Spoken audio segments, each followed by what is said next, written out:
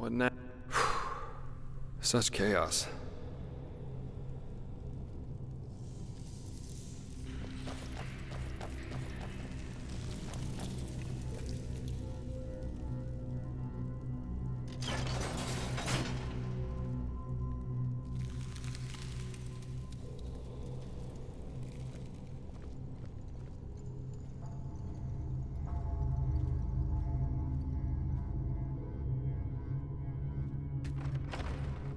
You hear that?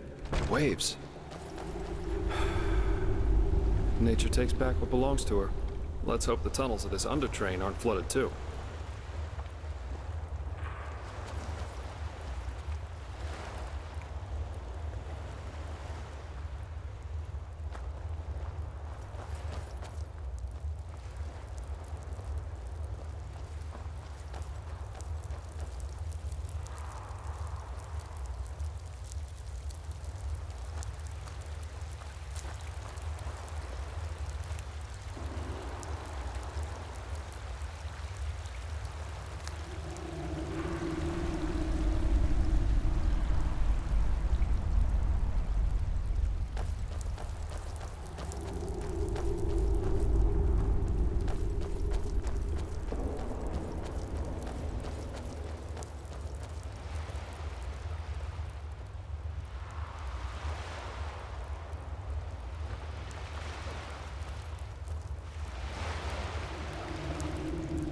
Wait, I know that smell. Stay here.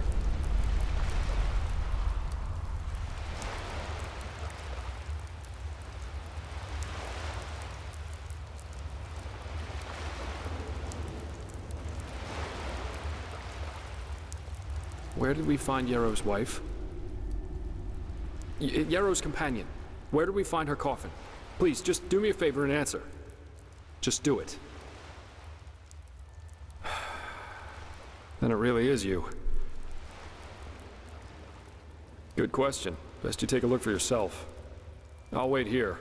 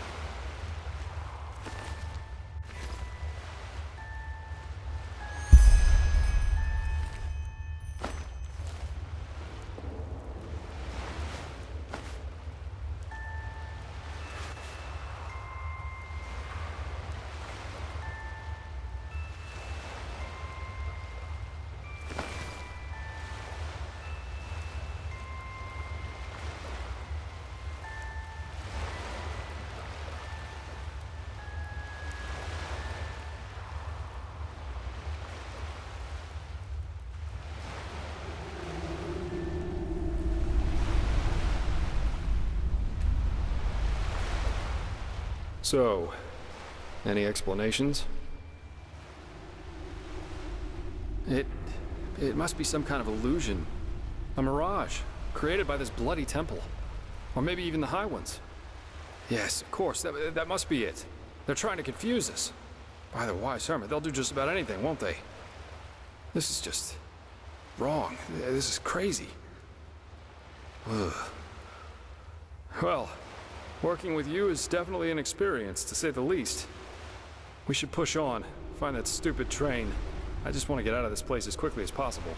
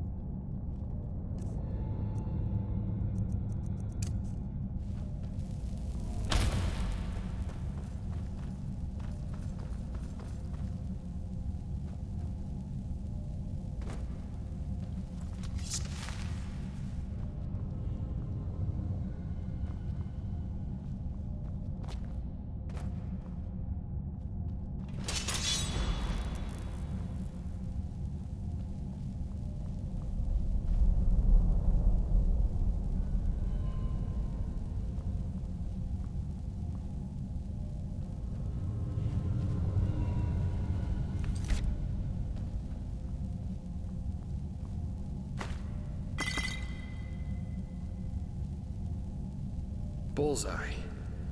Seems like the water spared the train. It's beautiful in a way, don't you think? I bet every Arcanist would give his left hand just to get a look at it.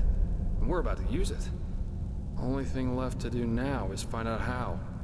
Seems to me that we first have to open this gate and reactivate the mechanism that powers this place. I'll take a look around. Try and find something that lets us open the gate.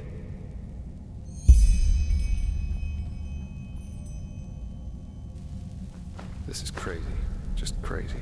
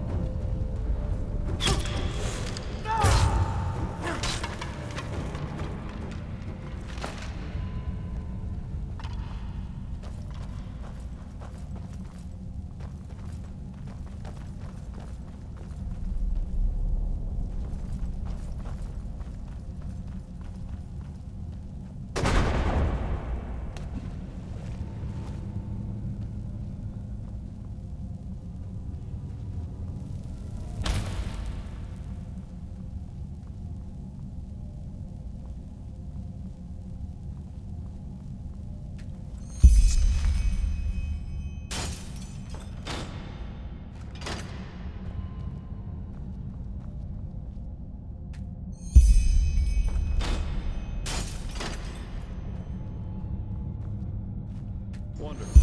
Looks good.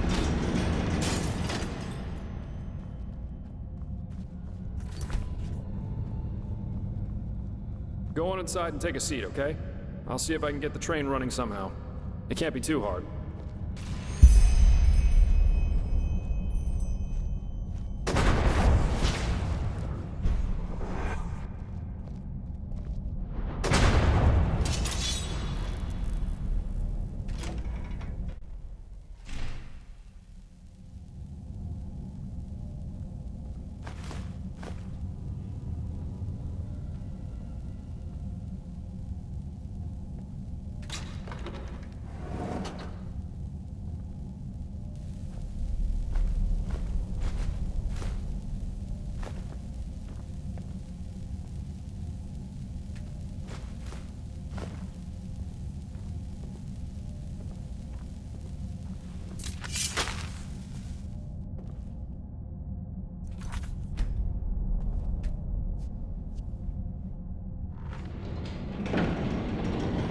Ta-da! Yes, I'm amazing. I know that. If being a merc doesn't work out in the long run, maybe I'll ask the Order to hire me as an expert on Pyrean railways. But no guarantee this thing won't drive us right into the next abyss. Anyway, I guess even with this thing, it should be a while till we arrive. Let's make ourselves comfortable.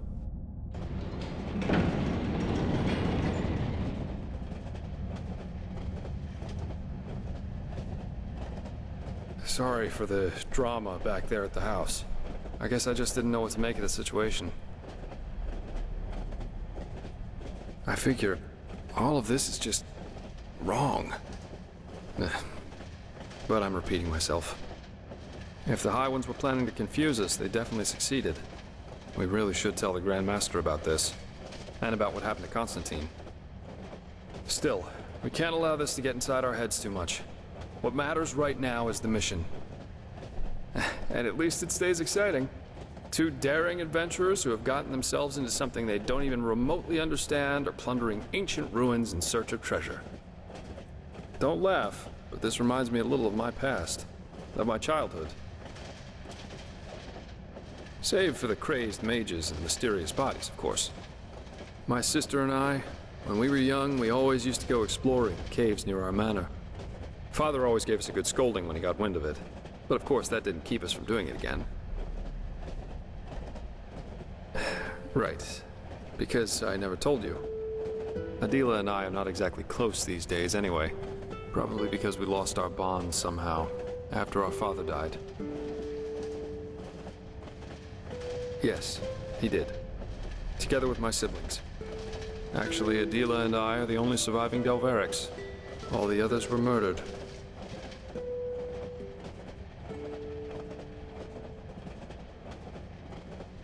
No need to be. But I appreciate the thought, so thanks. In a sad way, a part of me is actually glad everything happened the way it did back then.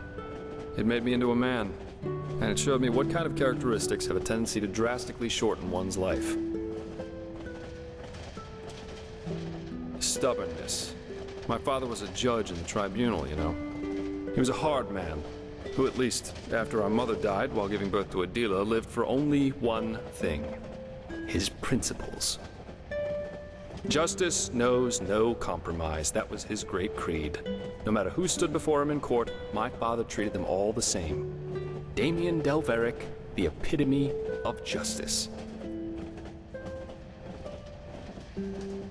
Yes, an extreme attitude for an extreme man. One day, the son of a highly regarded Archer Sublime stood before the 12 judges of the court. Valenzio Duran. He had murdered 2 whores, made them happy, as he called it, and it was obvious that he didn't feel so much as a hint of remorse. You know those kind of people, the ones who think that money and power entitle them to anything they want.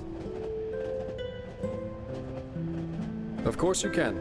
11 of the 12 judges voted for a verdict of not guilty, because they knew Valenzio's father was influential within the Relata. Only my father, of course, remained unshaken. 1 week later, our manor was robbed by 4 masked men who killed everyone. Servants, guards, my 2 older brothers, all of them. Officially, they were bandits, who just happened to be running around with blades made of shadow steel. My sister and I only survived because we had snuck out for one of our expeditions. Ironic, isn't it? Horrible? None of this is horrible. It was the only logical consequence of my father's actions. And what good did it do in the end? None. As we speak, Valenzio's enjoying himself in some brothel, with 2 whores and a bowl of grapes. But you see, there's no point in being angry about this. And do you know why? Because this is just how the world works. There's no divine justice, no system through which it's decided who lives and who dies. There are decisions and there are consequences. That's it. This is also why there's absolutely no point in fighting for ideals, the greater good, or whatever else you want to call it. First of all, because no one will thank you for it, and second, because people are stupid. That's the one universal rule that there is to this world, no matter how much you try to accomplish something.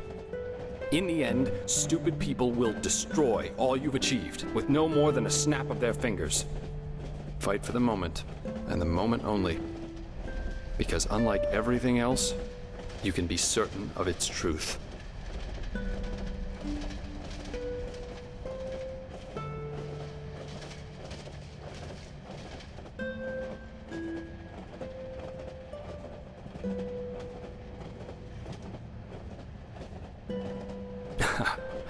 Do me a favor and read the Chronicles of Vin, then ask me again.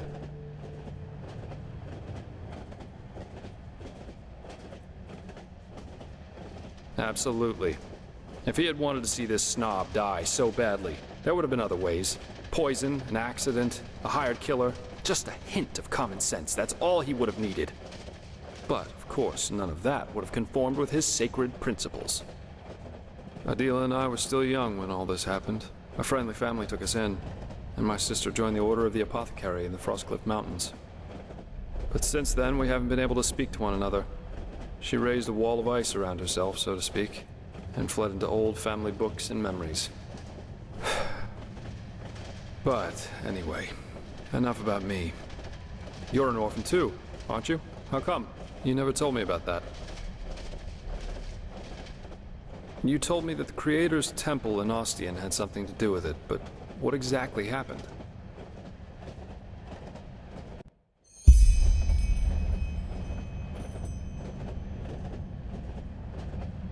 Dreams. Yeah. I've had my share of nightmares too. There was this one that plagued me for years. I'd be in some kind of hall, almost like a temple. Only that there were benches and aisles, like in a courtroom. My father sat on the judge's dais, but he was a corpse, and all the spectators and the jury looked like him. Anyway, there was this grotesque trial scene where he accused me of refusing to do my duty for them, and it always ended with his skin melting off like hot wax. Pretty messed up, I know. Eventually, the dreams stopped, though. Someone helped me with that.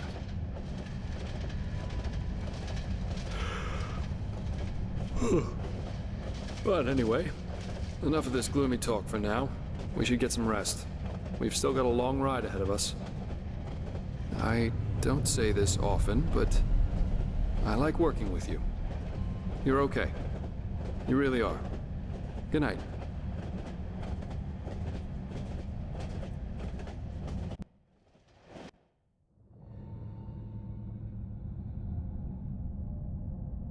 Rise and shine, my friend. We have arrived. How'd you sleep?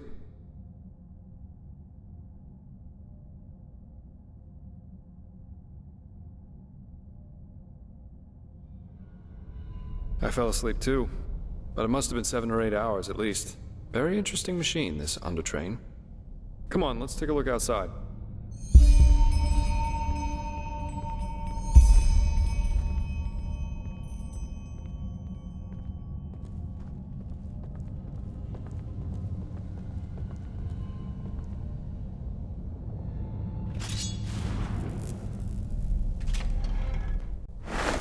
Seems someone has prepared a welcome for us.